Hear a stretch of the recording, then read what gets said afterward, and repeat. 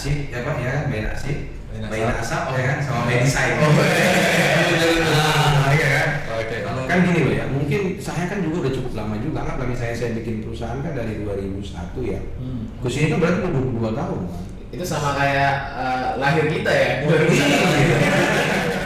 Sistem Ya. pembentukan SDM yang bagus. Iya iya. Nah, misalnya kita mulai ini dari bawah nih Pak. Iya iya.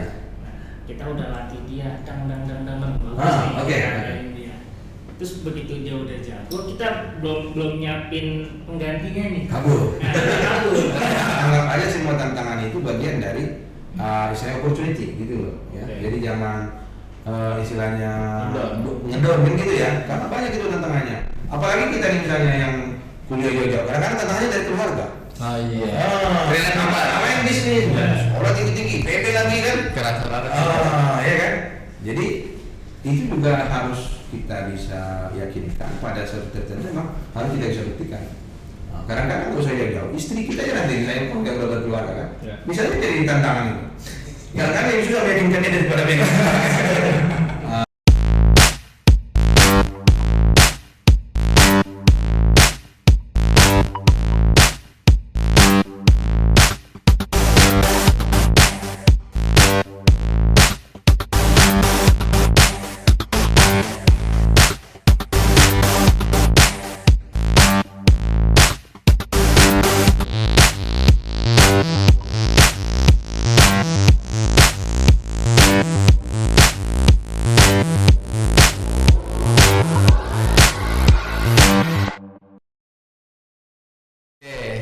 Bismillah. Assalamualaikum warahmatullahi wabarakatuh. Waalaikumsalam warahmatullahi wabarakatuh. Selamat sore teman-teman Dakara TV yang berbahagia dimanapun kita berada. Sebelumnya salam kenal, aku Suden Bahaudin. Kali ini kita sedang berbincang-bincang tentang bisnis nih, bincang hangat bersama abang da kita, Abang Kiman Siregar. Selamat sore Abang. Ya sore Adinda. Oke, bagaimana nih kabarnya Bang? Alhamdulillah kita berada di Bogor Dramagen ya. Oh, oke. Dan sore yang indah bertemu calon pengusaha muda. Amin. Oke. Terima kasih banyak nih Abang atas waktu dan kesempatannya. Oh iya teman-teman semuanya, saya di sini tidak sendirian. Saya di sini ditemani oleh rekan-rekan mentoring leader. Di sini ada siapa? Ya, perkenalkan semua, nama saya Diki Fauzan Nugroho, bisa dipanggil Diki, dari Teknik Industri Pertanian IPB 56. Oke, di depan saya juga ada rekan saya juga. Oke, halo teman-teman semua, perkenalkan nama saya Ilham Wisdurianto, bisa dipanggil Ilham dari Ilmu Tanah Sumber Lahan SLPB Angkatan 56. Ya, perkenalkan teman-teman semua, nama saya Helmi Aulia, bisa dipanggil Helmi.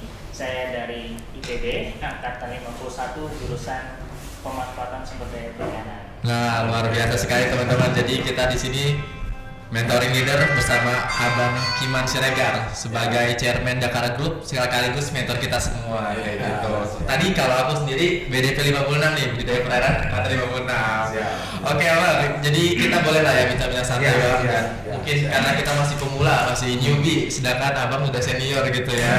Boleh lah berbagi ilmunya. Kalau kita milenial ya. Oke, mungkin gini ya Bang, yang pertama ya Bang, boleh nggak sih Bang ceritain Bang gimana sih caranya? Yang aku tahu nih Bang, Abang tuh punya banyak bisnis di multisektor gitu, ada di F&B, ada di konsultan, sekolah dan lain sebagainya. Nah, gimana sih Abang Siregar ini untuk bisa membuat bisnis di multisektor gitu? Cerita awalnya gimana tuh? Oke. Boleh ceritain Bang? Terima kasih Rinda ya. Ya. Semuanya ya. Saya sangat senang nih didatangi oleh adik-adik yang insya Allah nih mungkin 5-10 tahun lagi kita akan lihat kiprahnya nih kan. Amin. Kan katanya gini, pengusaha itu biasanya katanya ada tiga apa istilahnya itu tiga patsun lah istilahnya kan gitu ya. Ada yang bayi nasib ya Pak ya, bayi nasib, bayi nasab ya kan, sama bayi desain. Iya kan. Oke. Kalau bayi nasib biasanya kepepet. Ya kan. Jadi memang kalau bisa memang kita jangan kepepet ya kan. Baru yang kedua itu bayi nasab, itu kecenderungannya mungkin ayahnya pebisnis ya kan, turunan atau keluarganya pebisnis ya. Misalnya kita lihat misalnya grup-grupnya Kala Group ya kan, atau Makri Group itu kan mungkin bayi nasab lah mereka ya. Benar. Yang ketiga by design ya. Jadi saya mungkin lebih kepada by design. Iya kan, jadi artinya orang tua juga bukan juga pebisnis ya kan. Insya Allah juga bukan karena kepepet. Sebenarnya kita ada peluang juga untuk kerja profesional segala macam kan gitu ya. Sehingga saya melihat memang karena misalnya satu dan lain hal tujuan kita memang ingin lebih bermanfaat sebenarnya kan gitu ya. Disitulah makanya kita istilahnya terjun ke bisnis gitu ya. Karena memang banyak benefitnya gitu ya di bisnis itu, pasti juga nanti banyak juga istilahnya risikonya kan gitu ya.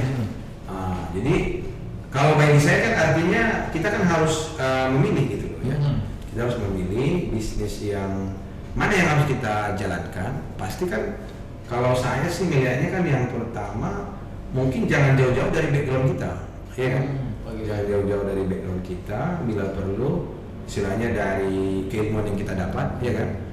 Makanya misalnya sekarang itu kita misalnya main di Al-Sintan, pabrik Al-Sintan dan mesin pertanian, karena saya orang teknik pertanian, kan udah ada background itu. Kami juga dulu misalnya main di pabrik tooling dan engine, ya kan? Karena juga saya backgroundnya juga dulu di termodinamika benda panas, kan gitu ya kan? Sempat ada Jadi istilahnya kan minimal enggak dari nol lah kan gitu ya.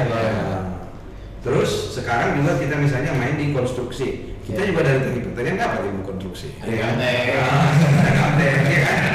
Ada kekuatan bahan, kan gitu kan?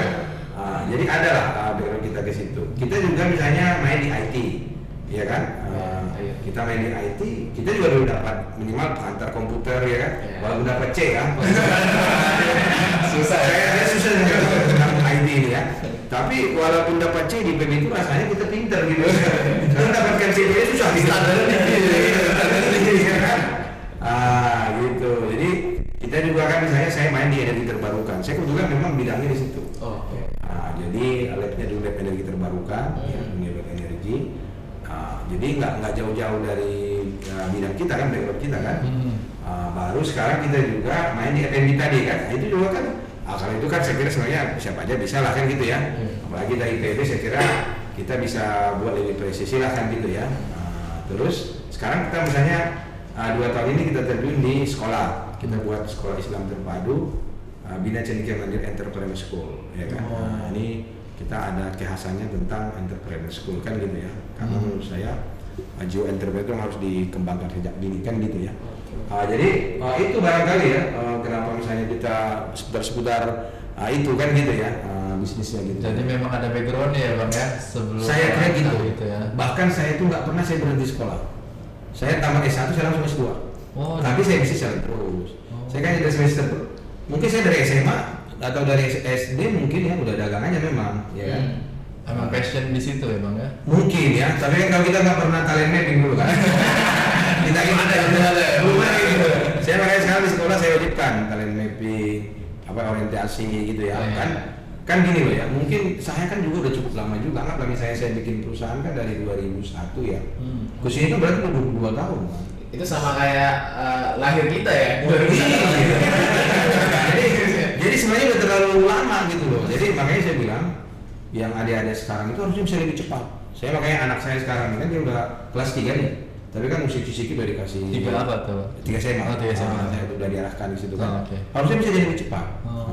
Gitu ya. Karena mungkin saya terlalu banyak mutar-mutarnya kan gitu ya. Banyak banget.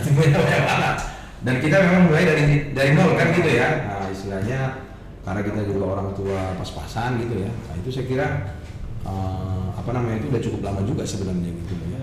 Walaupun di antara tahun-tahun itu kan nggak full ke bisnis, karena itu tadi kita masih mencari gitu ya. Saya kadang-kadang misalnya ke swasta dulu, tapi ya tujuan kita kan tetap ke bisnis, tapi kita ingin belajar juga dulu kan gitu ya. Karena nggak mudah juga kan untuk implementasi itu kan gitu ya. Gitu kira-kira. Oke, sip, mantap abang. Nah, mungkin pertanyaan dulu nih bang. Iya.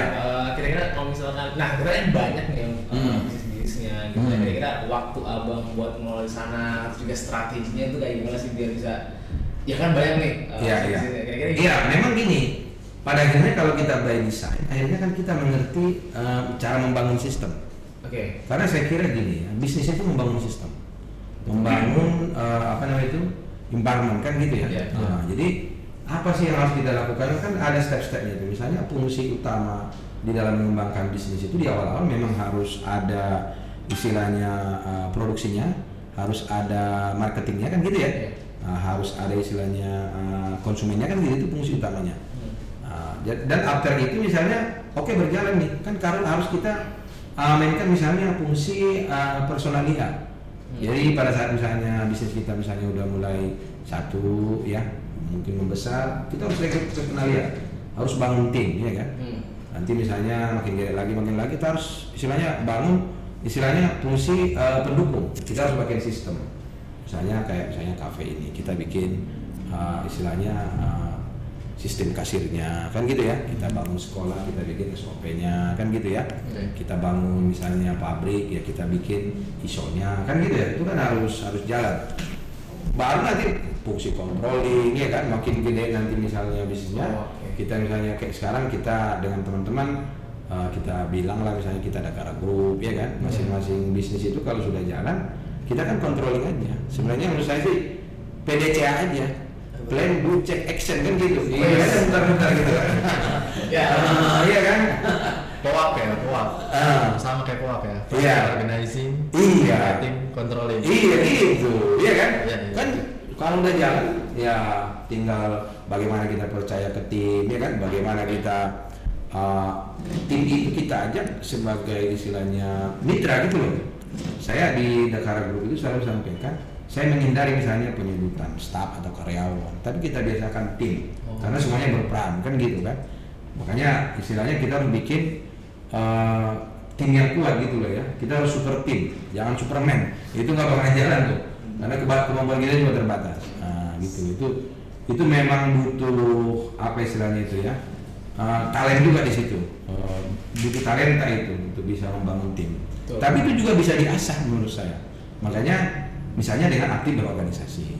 Saya dari SD saya udah ketua kelas kan gitu ya. SMP saya udah ketua OSIS ya kan. Iya kan.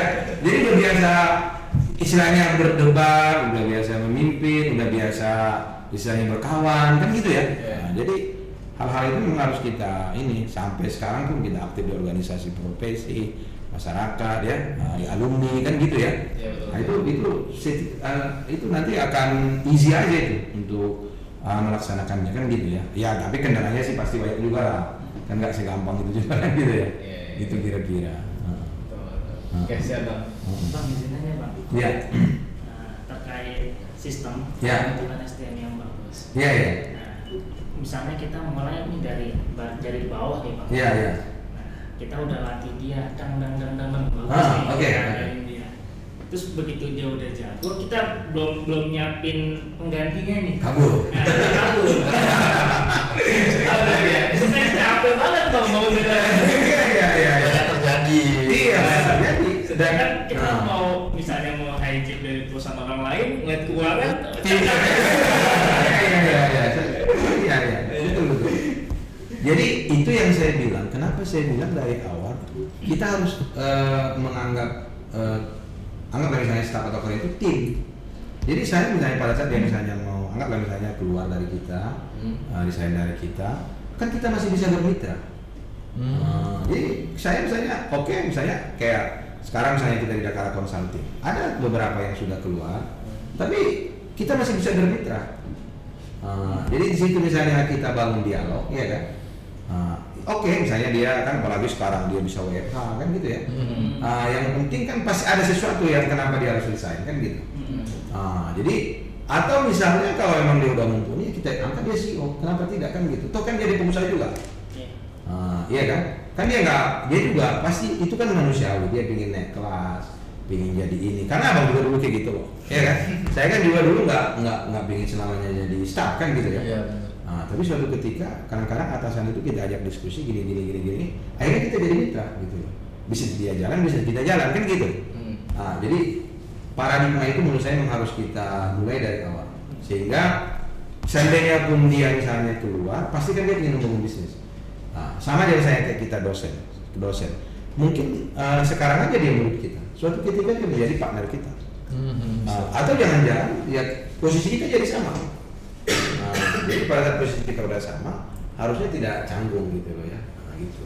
Ya tapi memang gini, ya pasti di dalam transisi itu kan pasti ada perubahan-perubahan kan gitu ya. Itulah misalnya makanya kalau saya sering sampaikan, kita sebagai pebisnis itu harus kita HRD-kan juga diri kita. Sehingga seandainya pun 1, 2, 3 ada yang keluar dari bisnis kita harus bisa lagi mengundang orang gitu. Jangan misalnya kita 100% atau sekian misalnya kita tergantung dengan seseorang itu kan gitu. Saya makanya di bisnis itu saya sampaikan di Dakara Group harus punya minimal 2 keahlian. Apa tuh? Ya sama kayak kita dalam air minum kan. Jadi misalnya kalau dia misalnya di barista, dia harus misalnya bisa menjadi waiter. Kalau dia misalnya jadi barista, dia harus bisa jadi kasir. Jadi bisnisnya nggak stagnan gitu.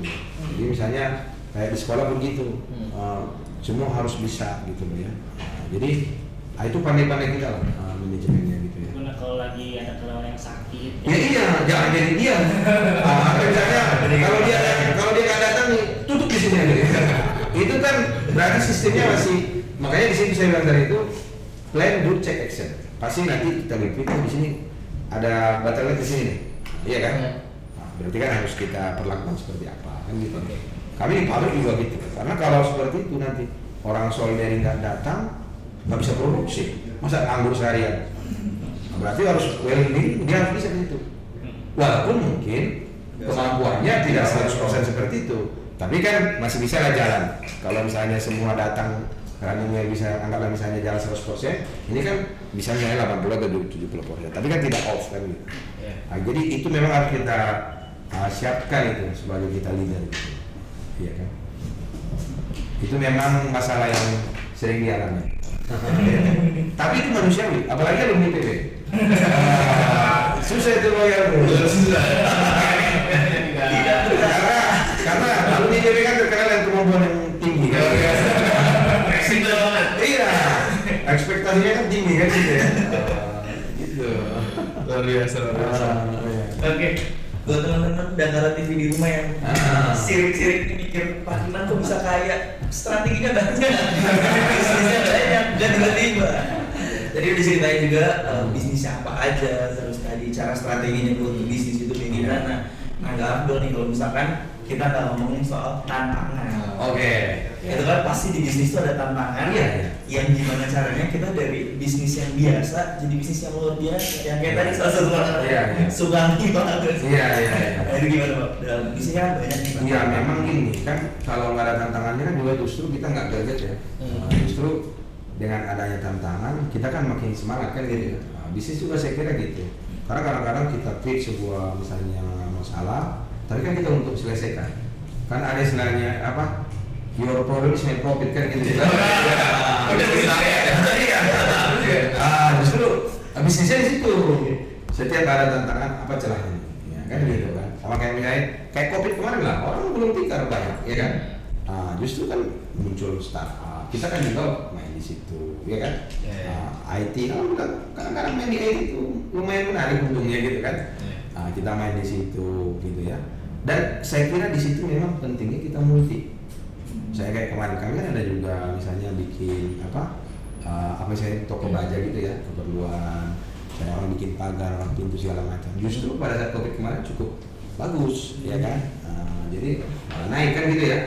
IT malah naik kan gitu ya. Jadi saya kira sih anggap aja semua tantangan itu bagian dari istilahnya opportunity gitu loh. Ya. Jadi jangan istilahnya ngedon kan gitu ya. Karena banyak itu tantangannya.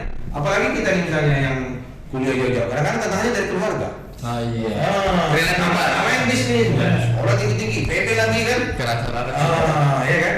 Jadi itu juga harus kita bisa yakinkan pada suatu tertentu memang harus kita bisa buktikan. Kadang-kadang nggak usah jauh-jauh, istri kita ya nanti saya pun nggak berkeluarga kan, bisa aja jadi tantangan itu. Ya kan yang susah meyakinkannya daripada meyakinkan.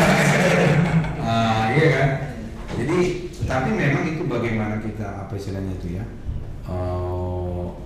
mengambil sisi lain dari tantangan. Pasti banyak. Saya sendiri kan, saya udah berapa kali sampaikan, saya bujangan saya udah pernah minus 200 juta. Iya. Iya. Jadi yang saya kan pernah dulu saya bujangan udah punya 8 mobil, iya kan? Karena saya bujangan udah punya mobil dulu.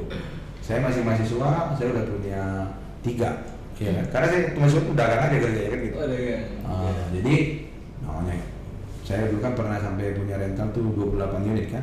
Namanya misalnya hilang lah, dicuri orang lah, macam-macam kan gitu ya. Itu kan tantangan kan. Ya tapi hadapin aja. Jangan lari dari kenyataan gitu. Jangan lari dari masalah. Hadapin aja masalahnya.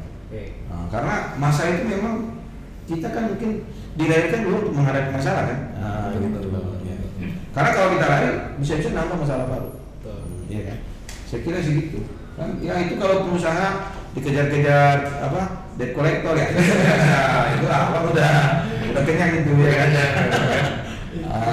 Gitu. Berarti tantangan udah di dalam dan di luar. Iya. Ya, jadi teman-teman Dakar TV jangan bermalas-malasan. Iya. Menarik banget nih Bang. Nah kalau tadi terkait trouble ya Bang ya. Kalau boleh tahu nih Bang, emang motivasi Abang tuh apa sih untuk jadi seorang pebisnis Bang? Dan gimana sih caranya tadi tetap struggle gitu? Motivasi apa yang tetap bisa istiqomah lah istilahnya untuk di bisnis gitu? Saya memang gini, satu memang mungkin saya juga dari keluarga susah ya. Jadi saya dalam tanda petik kita udah capek jadi orang miskin kan gitu.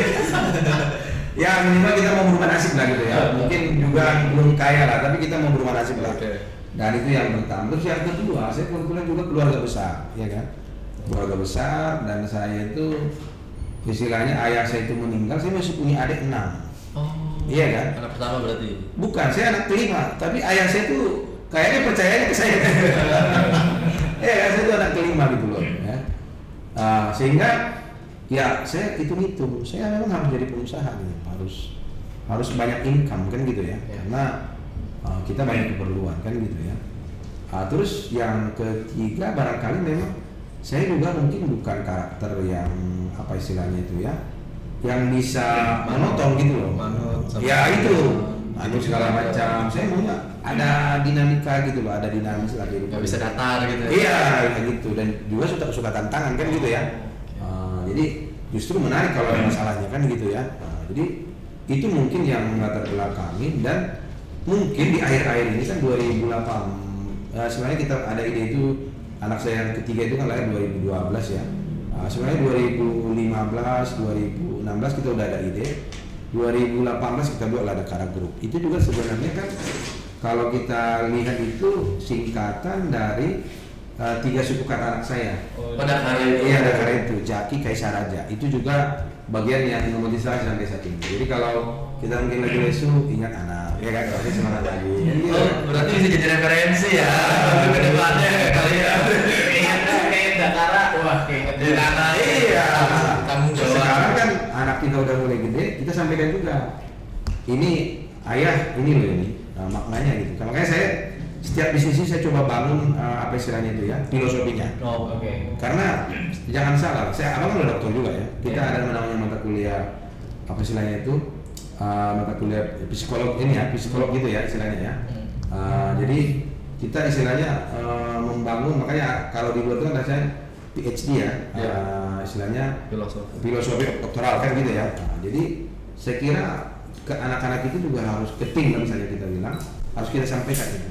Biar semua, karena saya kira bisnis itu tidak melulu soal uang kan. Benar. Biar semua mau bergerak gitu. Saya kira gitu. Apa istilahnya itu ya? Kalau dibilang tadi memotivasi lah. Itulah ya, apa itu penjelasannya beberapa kali gitu ya. Saya kira gitu. Sama ini Bang, mau nanya. Jadi kalau misalnya kita pengen ngebangun bisnis, kira-kira tahapan kita gimana sih Bang? Apakah kita ya udah ikut orang dulu? Apakah kita langsung aja buat bisnis gitu? Mungkin emang karena kita juga punya modal dan sebagainya gitu. Terus juga pengen bisnis yang seperti apa? Terus juga nanti scale up-nya dalam artian punya diversifikasi ininya juga gitu. Apa bisnisnya gitu, macam-macam bisnis gitu. Nah itu kira-kira gimana Bang tahapan-tahapannya? Jadi gini, ini yang saya bilang, ini yang saya abang mau sampaikan di Bina Cendekia Mandiri Entrepreneur School. Jadi banyak orang itu berbisnis itu adalah punya toko gitu, atau punya perusahaan kan gitu. Padahal coba kita lihat misalnya, kebetulan abang juga salah satu yang kita kembangkan life cycle assessment kan gitu ya. Jadi kita mengenal sebenarnya produk. Produk itu apa sih? Barang dan jasa. Iya kan? Saya sering sampaikan, makanya nanti di sekolah kita itu kita sampaikan bahwa yang dikatakan berjiwa pengusaha itu tidak mesti harus kita pengusaha beneran, ya kan? Tapi kita sebenarnya jadi ASN atau jadi misalnya karyawan lah kita bilang atau staff, itu sebenarnya kita sedang berbisnis juga. Bisnis apa kita waktu itu? Bisnis jasa gitu. Bisa jual waktu. Ya, bisnis jasa kan. Jadi yakinlah kalau misalnya kita, abang kan pernah juga jadi karyawan, saya bilang ya. Tapi memang saya bilang juga ke bos saya nggak mau diikat loh ya. Tapi saya dikasih tantangan aja. Saya pernah dapat bonus misalnya Avanza, kasih Innova kan gitu, itu kan berarti saya lagi berbisnis nih. Karena dia minta 10, saya kasih 12. Dia misalnya target sekian M, saya kasih 3 kali lipat dari itu. Kan awalnya itu kan pasti pintar, nggak usah kita ajarin dia gitu loh. Saya pun nggak pernah menuntut gaji. Itu yang selalu saya tanamkan, makanya saya sering sampaikan ya. Ini formula yang saya buat nih.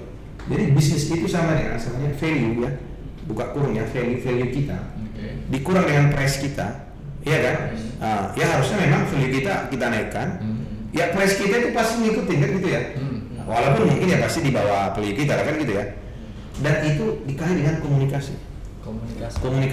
Jadi kalau misalnya anggaplah value kita 10, ya kan? Price kita mungkin anggaplah misalnya kita bilang 5, berarti kan 10 kurang 5. Tapi komunikasi kita misalnya 8 kali 5 40. Ya kan? Ada orang itu misalnya anggaplah value dia misalnya 10, tapi ditanya kamu mau digaji berapa gitu misalnya kan, dia bilang saya mah terserah bapak aja katanya kan.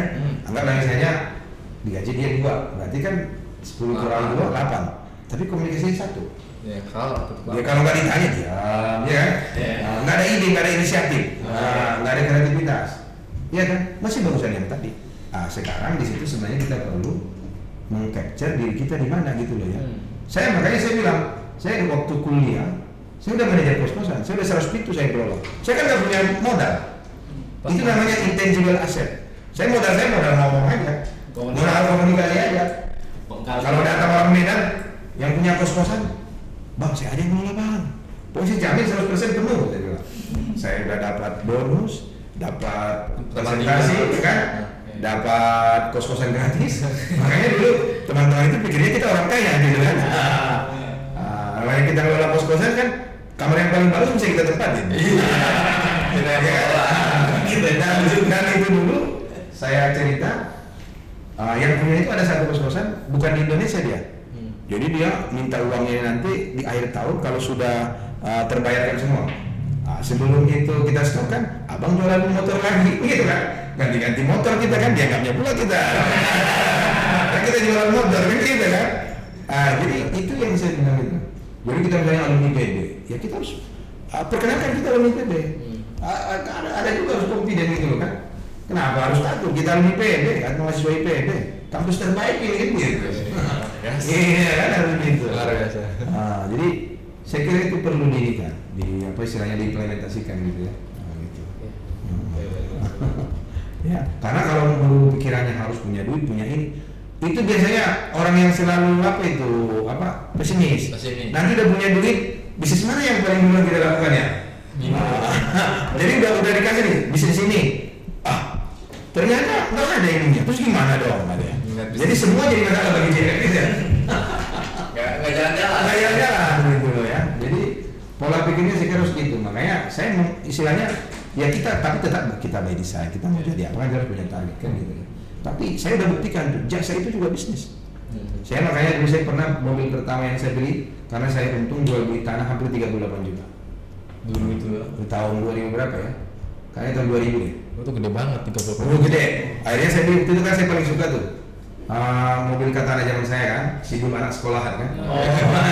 Dari SMP udah lihat gitu ya, punya Katana gitu ya. Tapi saya mikir lagi, nanti kalau ini saya beli, bensinnya dari mana? Waktu karena kita berkawan, adalah kawan, udah kredit aja Kijang, waktu itu Kijang Grand gitu ya. Kita rentalkan katanya. Udah rentalkan, terus berkembang. Saya karena juga banyak berkawan sama orang Medan, saya juga orang Medan kan. Kita main angkot, beli angkot segala macam. Dari situ aja terus gitu kan. Jadi memang pada itu juga di passion gitu loh ya. Makanya ada kriteria sekilas bisnis itu memang yang harus kita tanamkan. Sehingga punya duit ya usahakan dulu lah yang bermanfaat untuk bisnis kan gitu ya. Kira-kira. Ya. Terkait tadi kan alasan abang jadi pebisnis bang. Iya. Nah tentunya kan abang pasti punya cita-cita, punya impian. Iya. Nah, melihat sepak terjang abang kan pasti impiannya impian pertama berhasil, dua berhasil, terus berhasil bang. Iya. Sampai suatu ketika mentok nih bang semua mimpi abang berhasil. Kan terkadang ketika semua sudah dapatkan ngerasa wah ya. Yang tadinya semangat, biasanya semangat.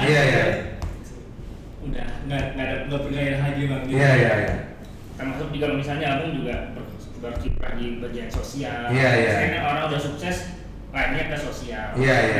Anggap kan abang kan udah berhasil juga nih di sosial. Berarti semuanya udah beres lagi. Apa yang menyebabkan abang itu tetap semangat bang? Sama seperti dulu awal merintis gitu. Iya, memang gini saya kira ya. Memang itu yang saya bilang, saya lebih setuju by design ya. Hidup kita ini juga memang harus kita pikirkan apa step by stepnya gitu ya.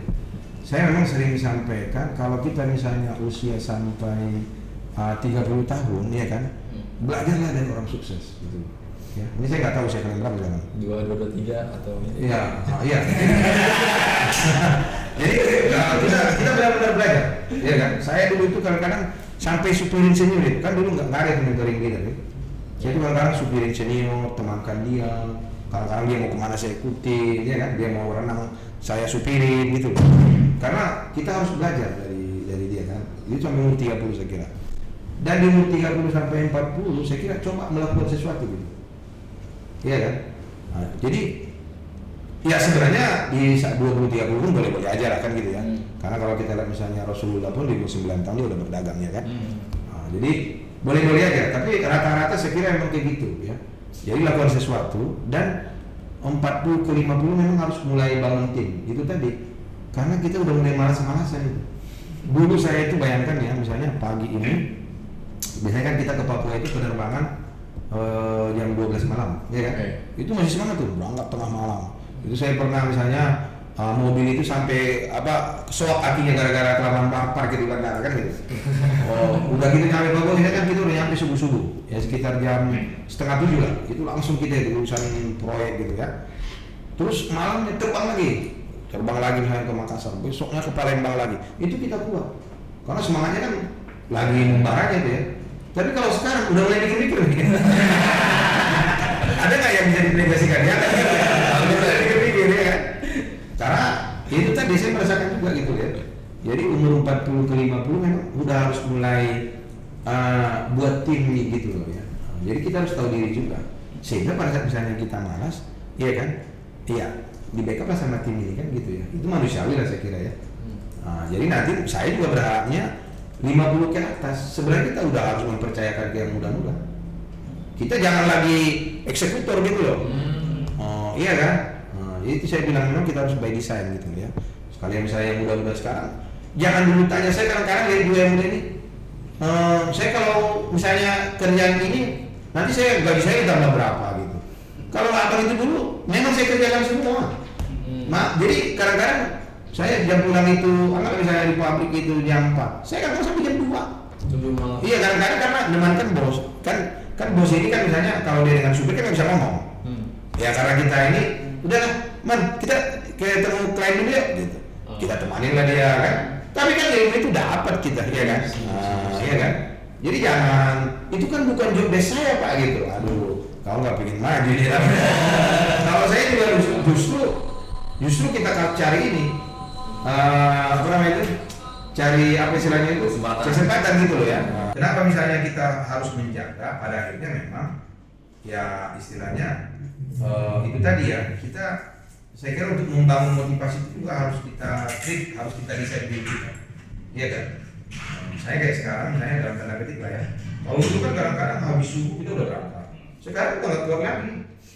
Ya tapi karena kita udah punya tim, habis subuh kita tetap subuh ya kan. Tapi kan berangkat lagi, misalnya bagi instruksi gitu loh ya. Nah, jadi ini tolong ini ya gitu ya. Nah, kita bisa lah istirahat lebih longgar, nanti jam 9 baru kita mulai bergerak kan gitu ya. Ini kadang-kadang kita jam 10 malam gitu. Kalau kita masih bergerak. Jadi itu kira-kira untuk membangun strategi yang menurut saya ya. Karena nggak bisa itu. Saya nggak susah lah full 100% kita ini gitu ya. Apa istilahnya itu? Ya, semangat kita nih ya, akhirnya gitu ya. Oke, silakan sambil minum kita ya. Oke, lanjut dulu kali ya Pak ya. Siap. Banget nih Bang. Oh. Yang jadi saya penasaran itu adalah gimana sih Bang caranya ngebentuk super team gitu loh Bang. Apakah kita harus teman lama dulu nih baru kita rekrut karena kita udah percaya gitu orangnya, atau Iya. orang baru tuh sebenarnya bisa loh jadi tim utama kita gitu, tim yang terpercaya oleh kita. Itu Iya. gimana tuh Bang untuk membangun tim super team? Iya, saya sekarang mungkin punya trik ya. Mungkin di situ yang saya sebutkan itu bagaimana kita komunikasi itu dari hati gitu ya. Jadi saya sampaikan yang pertama misalnya kita dari hubungan bisnis, ya kan, dan biasakan itu nanti setelah itu menjadi hubungan kawan, ya kan. Baru nanti berikutnya jadikan hubungan saudara gitu.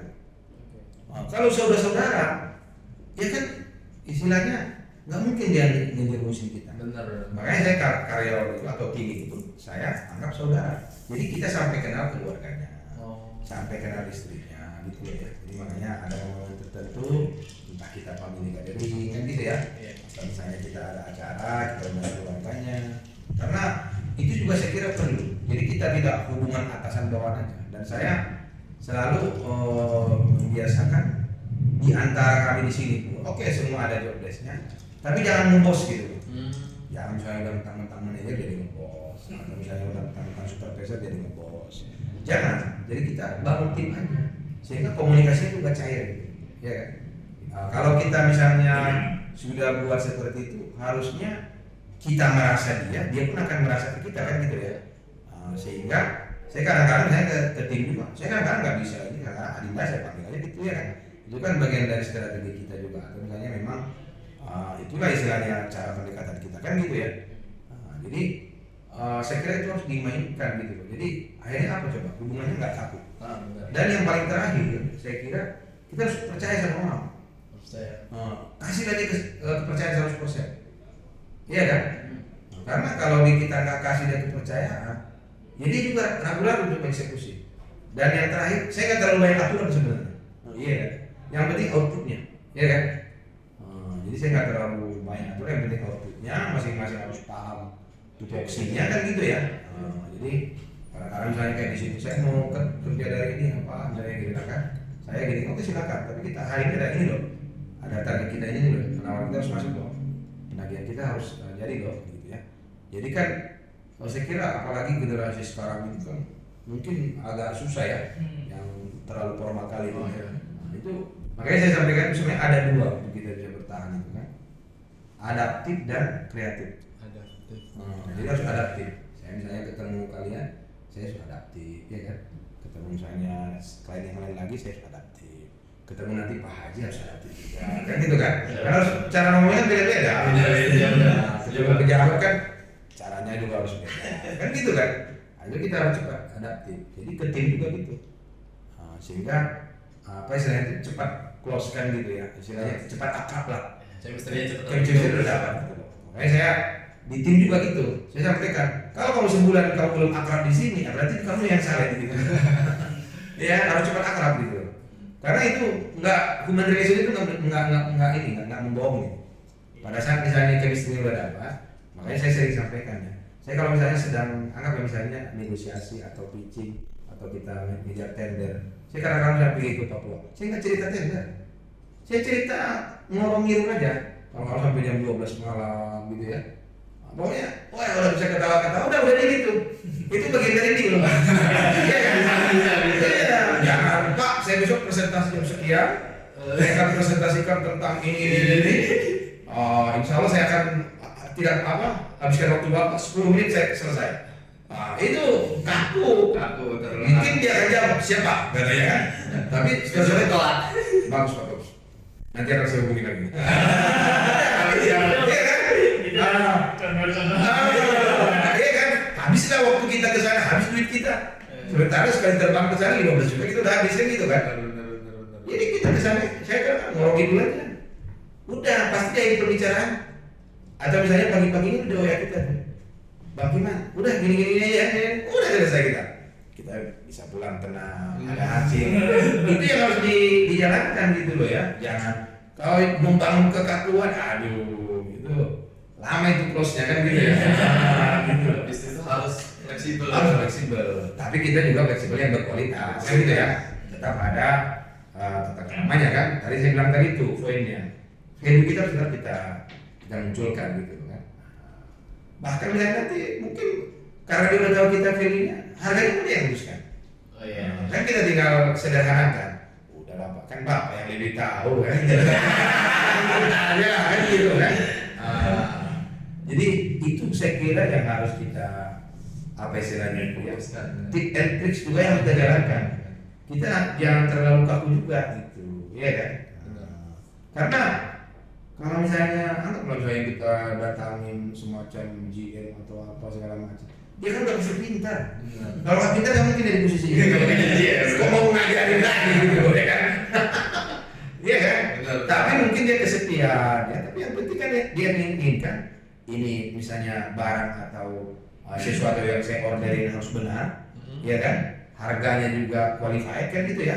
Saya bisa tidur kan gitu. Oh, dia apalagi kan gitu ya. Nah, itu tadi kan intinya tadi poinnya itu membangun trust, membangun perkawanan. Kalau misalnya kita di kuliah berkawan 4 tahun, oke lah udah terbang, ya kan? Tapi bagaimana ketika terbang kan gitu. Awal gitu, ya kan? Jadi pengalamannya luar biasa sekali ya. Iya, gitu. Kalau gitu berat itu nanti. Saya kadang-kadang sekali-kali juga kita keluar negeri misalnya. Kita harus gitu. Kan misalnya banyak lah negara tertentu ya kan kita tahu. Misalnya ada orang misalnya bawa kit ya bawa sesuatu kan gitu ya. Itu kan bagian dari membangun. Karena poinnya saya kira di dunia pitching atau di dunia marketing itu kan cuma 2, like or dislike. Kalau dia udah suka sama kita, dengan bercara-cara dia akan perjuangkan biar kita yang dapat. Iya kan? Tapi tetap dengan rambu-rambu yang sudah ditentukan, kan gitu ya. Kalau dia udah nggak suka, dengan berbagai cara juga biar kita nggak usah dapat. Anggap aja sedang jatuh cinta kan gitu kan.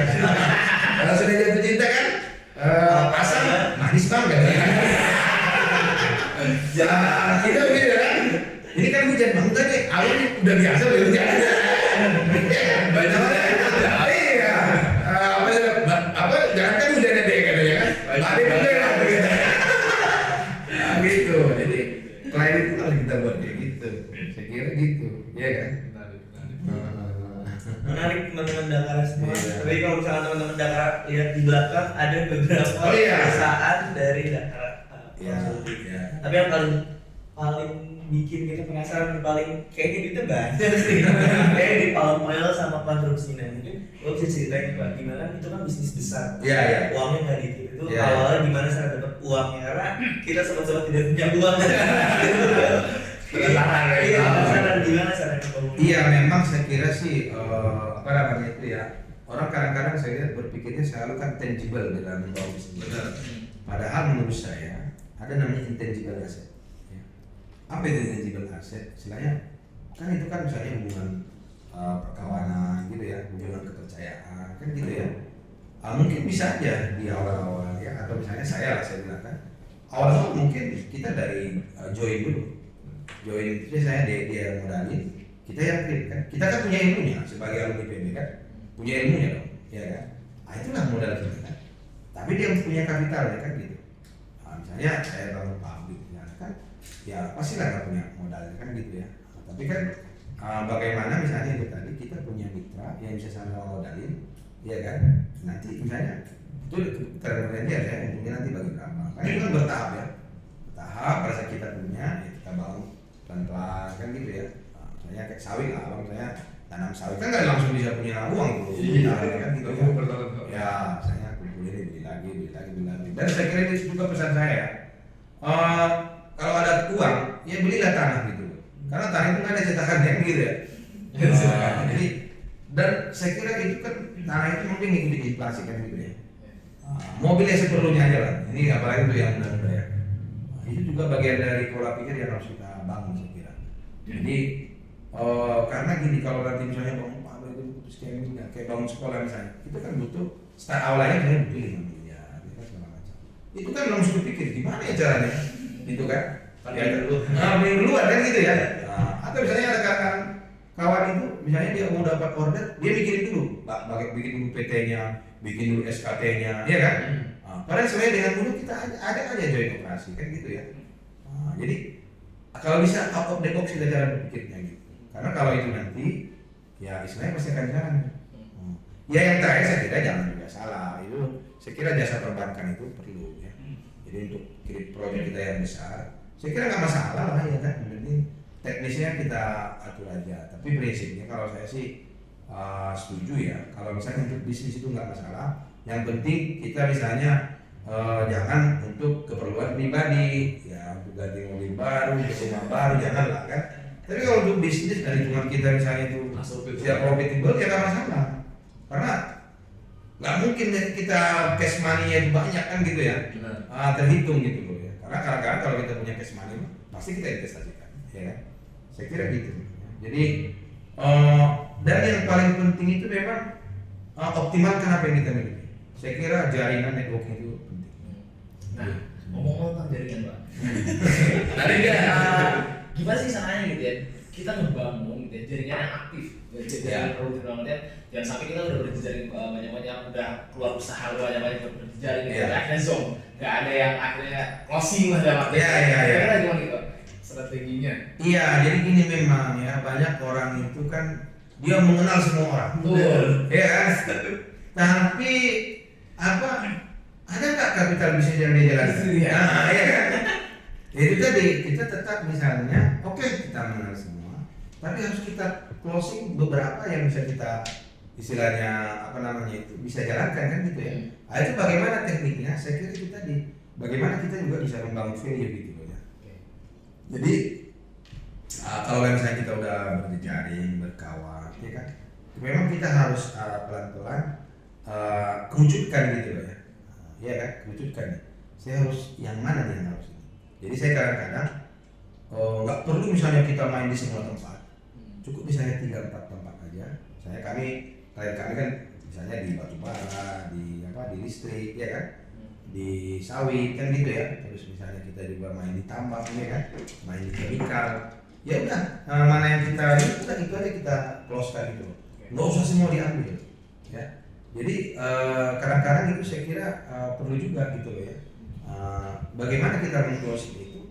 Memang kita harus kembali lagi bahwa ini saya harus menghasilkan uang gitu. Nah, ini juga penting ya sebagai marketing, sebagai owner kan kita punya beban. Yang jelas kalau kita sebagai owner itu kan tanggal sekian saya udah harus bayar gajian. Ya, tanggung jawab. Jadi pada diri kita kan saya tanggal ini udah berapa yang closing. Nah kan gitu. Itu memang harus kita punya skill untuk itu gitu loh ya. Ya kalau saya sih itu tadi kita cocokkan mana yang sama kita ya. Anggaplah misalnya saya main IT ya kan. Oke, saya udah punya globalnya nih, udah ada market nih. Kan kita banyak jaring kita. Misalnya kan dari sekian jaring, misalnya kita misalnya di ABC lah kita bilang kan. Kalau itu kita udah tahu tuh profil kawan-kawan itu, ya kan. Mana yang cocok sama kita itu yang kita closingkan kan gitu loh ya. Tapi yang lain mungkin porsinya hanya sekedar kenalannya gitu. Iya kan. Nah itu saya kira memang harus kita bisa cepat itu memutuskan. Siapa yang harus kita jadikan mitra misalnya sign kontrak gitu loh ya. Itu saya nggak tahu ya, itu saya makanya sering sampaikan sebenarnya 60% bisnis itu insting. Jadi saya kenalan dari ya udah gitu ya. Ini kayaknya adalah sekedar berkawan aja gitu ya. Akhirnya kita harus deal kan gitu kan. Nah, itu biasanya nanti lama-lama terasa ya kan. Karena gini, kadang-kadang misalnya kita ketemu atau misalnya kita promosi apa, ini udah ribet nih kan gitu ya. Tapi ini saya bisa jalan dengan yang ini kan gitu kan. Nah, itu saya sih biasanya lama-lama dalam istilahnya komunikasi itu pasti akan jalan gitu. Dan memang sebisa mungkin gini loh ya. Misalnya di dalam jaringan itu kan setelah kita misalnya di alumni misalnya kan, kita udah kenal semua gini. Pada saat saya mana yang kita nyambung ngomong dan kita ceritakan bisnis kita kan pasti ada feedback dia. Baru nanti kita bilang, kita kolaborasi di sini seperti ini. Saya kayak cetak dua gitu kan dia pasti marketing kan. Iya kan. Istilahnya, kita ada kawan. Ternyata misalnya ini bangun meja ini misalnya. Kalau ke orang lain bisa misalnya sekian juta, karena ini kawan, ya kan, ya udah deh gue kasih modalnya lah bro, kan gitu. Itu kan udah menjadi ini kan. Atau misalnya dia juga pengen kerjaan kita. Saya kan main dekat konstruksi, energi kan gitu ya. Nah, itu kita harus memang cepat itu memutuskan itu. Jadi jangan berkawan terus, Nah, itu lama-lama capek juga kan. Iya kan. Nggak ada hasilnya malah. Udah 3-4 bulan nggak closing kan gitu. Sementara kita pengeluaran kan jalan terus. Setiap bulan kan terus. Iya. Gitu. Oke, berarti harus ya sesuai market fit juga, maksudnya kita pengen kemana gitu ya kita deketin pun sesuai Dengan istilahnya skill usaha kita juga. Kebutuhannya. Jadi nggak perlu semua kita sangat dekat kali kan. Saya kan bisnisnya kan misalnya di pendidikan ya, di IT, istilahnya di energi kan gitu ya, di lingkungan ya kan. Kita main juga di konstruksi. Udah di antara berkawan itu mana yang mendekati ke kita? Nah, itulah yang kita berdalam. Yang lain mungkin kita sekenal sekitar nol lah gitu ya. Tapi yang ini saya harus close nih kan gitu ya. Gitu. Dan satu juga itu mungkin memang perlu kita bagaimana kecepatan kita misalnya dalam menyampaikan ide gitu ya. Jadi kan ada orang itu pintar tapi dia nggak bisa menyampaikan. Dan terakhir meyakinkan gitu. Meyakinkan kan sama lah misalnya kita cari jodoh kan. Bagaimana meyakinkan dia biar mau sama saya? Padahal dulu kita nggak siapa-siapa, ya kan? Tapi dia mau hidup dengan kita kan gitu ya. Itu kan anggap aja seperti itu. Ini kan juga gitu orangnya kan. Bagaimana kita ini kalau di saya nih bapak nggak rugi nih. Persuasifnya harus. Iya, itu harus itu. Jadi jangan presentasi terus gitu nggak ada yang close kan gitu. Apakah nanti akan IPO atau eksklusif Pak untuk private? Saya sih nggak tahu ya, tapi kita lihat lah nanti kan. Saya mungkin sudah cukup ini juga, tapi saya sih melihat gini, prinsipnya memang ya kita ukur dengan kemampuan kita, tapi kalau cita-cita kan ya boleh aja ke sana kan gitu ya. Tapi saya kadang-kadang juga enggak usah startup ini ya. Saya kadang-kadang juga nggak terlalu tidak terlalu suka, maksudnya juga kan kadang-kadang menurut saya startup ini 100% jujur gitu ya. Oke. Jadi saya juga ingin membangun mitra itu dia juga harus untung. Kan kita bukan 1-2 lah, startup itu heboh segala macam, tapi kan laporan laba ruginya merah kan gitu kan. Jadi lebih jadi hebohnya daripada profitnya kan gitu ya. Jadi saya kira itu kita harus balancing gitu ya. Jadi saya sih nggak terlalu kesana gitu, tapi memang bahwa kita ingin berkembang, kita ingin tumbuh, itu memang menjadi target kan gitu ya. Tapi mau apa nanti, mau IPO atau mau apa kan gitu ya. Itu kita lihat lah, juga tergantung rezekinya lah kan gitu ya. Iya ya. Menarik Pak, ada 2 kata tadi, tumbuh sama berkembang. Iya. Dari game ini sulit buat menentukan bisnisnya bakal berkembang atau bakal tumbuh. Kayak kita udah pernah cappuccino cincang setahun doang langsung hancur. Nah, gimana caranya ini pandangan Bapak melihat bisnis ini dengan bakal berkembang yang gak cuma istilahnya hype aja cuma setahun 2 tahun setelah itu kita bingung nih. Iya. Saya kira gini, saya sering sampaikan kan, mungkin juga banyak senior yang bilang kan bisnis yang bagus itu bisnis yang dijalankan kan gitu ya. Iya kan? Dan bisnis yang sustain itu yang profit. Saya dulu masih bujangan, saya udah bikin tabel lah. Karena menurut saya itu profit. Dengan modal 3,7 setiap bulan saya dapat net profit 700, berarti 6 bulan nih balik modal DP kan? Itulah yang untung. Ya itulah yang akan sustain. Jadi sebenarnya kita harus kombinasikan antara idealisme dengan profit. Makanya saya bilang bisnis itu yang utama dia harus profit, harus laba dulu. Setelah dia laba, baru dia istilahnya berkembang kan gitu. Setelah dia berkembang, misalnya dia tumbuh terus gitu ya. Pada titik tertentu kita memang bisnis itu seperti yang tadi mungkin ditanyakan, harus dia istilahnya itu ada responsibility kita, ada rasa tanggung jawab kita. Gak sekedar cari uang bisnis ini kan gitu ya. Karena saya sering sampaikan, kalau sekedar cari uang ya jual narkoba aja lah kan gitu ya. Tapi bukan itu lagi. Ini bisnis harus bermanfaat untuk banyak orang, ya kan? Dalam tanda petik misalnya juga untuk umat kan gitu ya. Jadi mungkin juga pada titik tertentu orang itu tidak lagi di situ. Dia lebih kepada ada rasa kepuasan, dia udah sosial gitu ya. Misalnya dengan misalnya kayak seperti ini lah. Saya makanya kenapa buat podcast ini kami sama Adik Dana, tujuannya kan sharing gitu ya. Ya terserah nanti siapa yang nonton kan gitu ya. Itu kan sebenarnya kita mau ke sana itu ya. Karena gini, saya melihat memang harus semua maju, harus semua kaya, harus semua punya uang biar bisnis itu sustain. Enggak kami satu orang kaya, tapi nggak ada yang beli, nggak jalan juga bisnisnya. Jadi itu memang imparnya seperti itu. Jadi harus ada yang membeli biar ini laku. Nggak melulu yang kaya ini dia kaya terus siapa yang beli? Masa dia sendiri beli bisnisnya? Jadi nggak mudah. Jadi imparnya harus dibangun. Makanya di negara-negara maju nggak semua mengerjakan. Jadi sebenarnya makin tidak monopoli itu makin berpeluang negara itu akan maju. Iya. Ya, jadi kan misalnya pasti kita harus bagi-bagi. Jadi makin banyak yang monopoli di suatu negara itu, sebenarnya negara itu sebenarnya akan susah untuk berkembang. Bahkan nanti akan chaos gitu kan. Jadi ya saya kira ke situ kayak gitu ya. Jadi untuk misalnya kita bisa apa istilah sustain tadi harus untung. Jadi kalau 1, 2, 3 tahun nggak untung harus berpikir ganti bisnis. Atau kayak prinsip orang sebelum ini misalnya tidak punya nilai, pikir untuk dijual gitu. Saya dulu kan angkot rental mobil 2011, 2012 saya jual semua. Karena saya ada nih Gojek ini Nadim ini wah. Dua ini otak ini punya uang nggak bisa dilawan. Saya jual semua itu, ya kan? Sebelum terjadi ya. Sebelum bisnis itu nggak punya nilai gitu.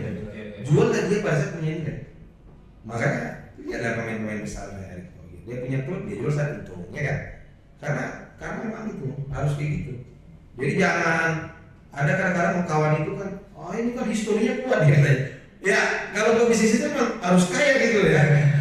Baru dikatakan bisnis yang sukses kan gitu ya. Setelah kaya dulu baru bisa dia yang lain-lainnya kan gitu kan. Pada saat mempertahankan atau mungkin juga yang kedua, mungkin passion kita nggak di situ gitu. Iya kan? Passion kita nggak di situ. Mungkin coba lagi bisnis yang lain gitu loh ya. Jadi tapi jangan jual setelah nggak ada nilainya lagi. Pokoknya dia pertahanan ini akan aku pertahankan sampai di dadak terakhir gitu ya. Sampai darah penghabisan ya, nah itu saya kira kurang pas itu kalau di bisnis ya. Karena ada kalanya, aku makanya saya lihat ada pemain-pemain besar. Ada kalanya misalnya dia nggak ngerti, kadang-kadang dia jual sahamnya. Bukan dalam artian dia butuh uang, biar pemain yang ngerti ini masuk gitu. Ini usaha maju, saya juga ikut maju gitu. Kadang-kadang kita harus begitu. Jadi saya kayak di konstruksi, saya kan nggak terlalu menguasai 100%. Saya ada join dengan kawan, ya kan. Mungkin dari sisi marketingnya, cari orang yang saya bisa, tapi di sisi teknisnya saya nggak ada waktu dan kurang menguasai 100%. Kita cari mitra gitu. Gitu. Jadi di situ sebetulnya networking, kolaborasi, sinergi itu, di situ dimainkan kan gitu ya. Gitu. Karena kita harus tahu diri juga, nggak mungkin kita orang yang penuh bisa 100%. Gitu. Nggak mungkin. Oke, berarti idealis boleh, yang penting untung. Ya gitu. Kalau bisnis untung. Menarik banget nih apa teman-teman semua yang nonton TV dimanapun kalian berada. Bener banget nih berhubung waktu ya. Jadi mungkin kita nanti nih ya untuk kalian yang penasaran kita akan ada lanjutan episode gitu ya Bang ya. Jadi mungkin untuk closing statement nih Bang, saran dan masukannya bagi kita future entrepreneur nih ya Bang. Ya ini terima kasih ya Dakara TV dan adik-adik semua ya, karena ini ada program Mentoring Leader. Saya kira ini program yang bagus, bagaimana pemimpin melihatkan pemimpin, bagaimana berbisnis melihatkan bisnis. Saya jujur saja saya juga sangat senang ya istilahnya bergabung di kegiatan ini, program ini. Itu Bang Jamil itu saya sering sampaikan ke dia dulu, walaupun dia nggak pernah mentoring saya, tapi saya jadikan dia mentor ya kan.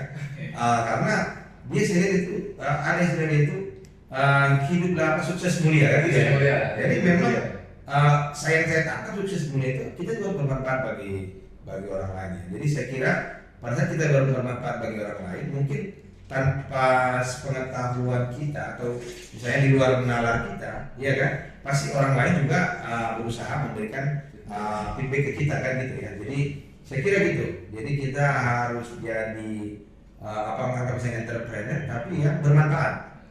Karena kalau tidak itu akan berat juga kita untuk sustain. Ya, saya kira terima kasih ya adik-adik semua. Dakara TV ini kita bukan yang pertama nih ya. Mungkin terserah nanti saya ikut aja ya. Kita buat nanti sesi-sesi lain ya. Yang penting bagaimana kita bisa menebar kebaikan ya, berbagi kan gitu ya. Karena berbagi itu belum tentu harus berbagi uang. Ya kan? berbagi ide, berbagi ilmu, ya kan? Itu juga bagian dari berbagi ya. Terima kasih. Siap, Bangga. Terima kasih banyak. Jadi saksikan selalu nanti ada program mentoring X Dakara TV berikutnya. So stay tune aja teman-teman semuanya di Dakara TV. Mungkin sekian ya yang bisa kita sampaikan semuanya. Kurang lebih yang mohon maaf. Wassalamualaikum warahmatullahi wabarakatuh. Waalaikumsalam. See you guys. Ya, terima kasih. Bisa setia Dakara TV. Dapatkan terus informasi seputar pendidikan, bisnis UMKM IKN, serta energi dan lingkungan. Dapatkan terus notifikasi dari YouTube channel Dakara TV. Jangan lupa subscribe, like, comment, and share YouTube channel ini.